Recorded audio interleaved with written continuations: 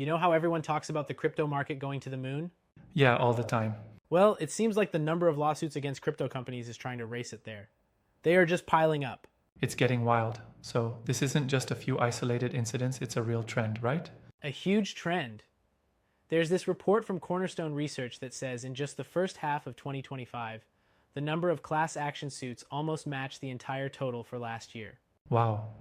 And we're not just talking about one type of lawsuit, are we? It feels like they're getting hit from all sides. Exactly. It's everything. Securities violations, consumer fraud, data privacy, you name it, there's a lawsuit for it. So where do we even start? Let's talk about some of the big names. Okay, let's take Bakkt, the crypto exchange.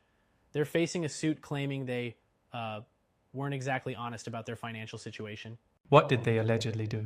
The claim is they failed to disclose that they lost Bank of America and Webull as clients. Wow. And get this, Webull alone was apparently like 74% of their crypto services revenue. Ouch. That is not a small detail to leave out. And what about Coinbase? They seem to be in the headlines constantly. Oh, Coinbase is fighting a war on multiple fronts. First, there's a shareholder suit saying they didn't make it clear that if Coinbase went bankrupt, customer assets could be part of the bankruptcy estate. So you'd be an unsecured creditor. Right, which is terrifying for anyone holding coins on the exchange.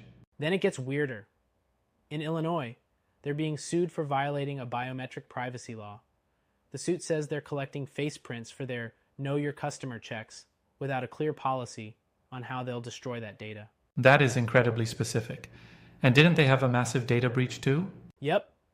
Cybercriminals literally bribed their support agents to leak No customer way. data. The cost to fix that is estimated to be up to $400 million. And of course, that led to a bunch of lawsuits from stockholders. It's a mess. And it's not just the exchanges, right? Even companies just investing in crypto are getting sued? You mean like Strategy, Michael Saylor's company? Absolutely. They got hit with a suit for allegedly making misleading statements about how profitable their whole Bitcoin-focused strategy would be. So from the big corporate strategies, we're now diving into the weirder side of crypto, I take it? Oh yeah, let's talk about Libra, this token project that was supported by, of all people, the president of Argentina, Javier Milei. The president? The president. He apparently tweeted his support, the price went crazy, and then, boom, it crashed. Now the organizers are being sued for a deceptive, manipulative, and fundamentally unfair token launch. That sounds a lot like what's happening with that other platform, Pump.Fun, right? The memecoin launchpad? Exactly the same vibe, but even more intense.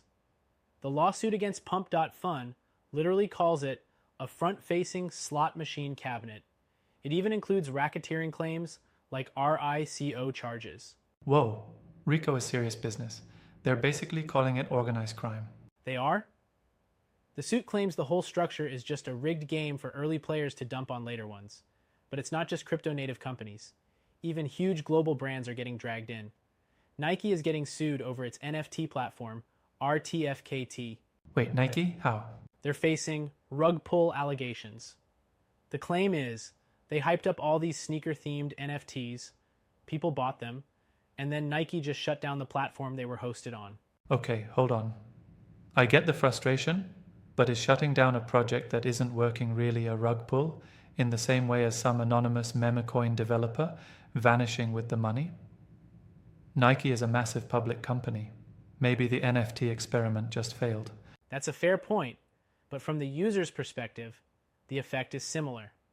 The lawsuit argues Nike hyped a product, created a market, and then pulled the rug out, causing significant damages. Right. Plus, they're also accusing them of selling unregistered securities in the form of these NFTs, which is a whole other legal can of worms. So even for big brands, dabbling in Web3 is proving to be a legal minefield. A total minefield, and the craziest part, these cases can take forever to resolve. So there's no quick resolution for any of this? Not at all. The article mentions a case against Binance filed back in April 2020. They tried to get it dismissed, took it all the way to the Supreme Court, and only in January of this year did the court say the case could finally move forward. 4 to 5 years just to get started. Exactly. So this wave of lawsuits we're seeing now, this legal drama is going to be a major storyline in the crypto space for years and years to come.